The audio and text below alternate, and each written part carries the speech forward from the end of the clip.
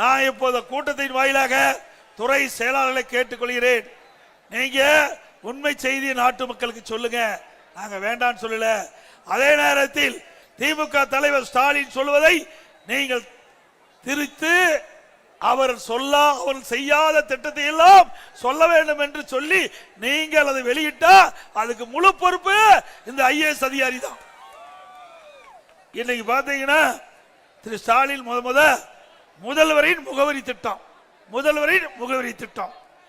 உங்கள் தொகுதியில் முதலமைச்சர் திட்டம், உங்களுடன் ஸ்டாலின் திட்டம். என்னையா இதெல்லாம் பேரு? ஸ்டாலின் பேர் வைக்கிறதுல வல்லவர். அந்த பேர் வைக்கிறதுக்கு நோபல் பரிசு ஸ்டாலின் கொடுத்தா பொருத்தமா இருக்கு. பேர் வைக்கிறதோட சரி. நீங்க அதுக்கு பின்னாடி பாத்தீங்கன்னா ஸ்டாலின் ஒவ்வொரு திட்டமும் அறிவிப்பார். நீங்க எடுத்து பாருங்க, அதுக்கு ஒரு குழு போட்டுவார், அதோட முடிஞ்சு போச்சு. திட்டத்தை அறிவிப்பாரு, பேர் வைப்பாரு, அதோட கைவிட்டுவார். இது வரைக்கும் 52 குழு போட்டிருக்கிறார் ஸ்டாலின் அவர்களே.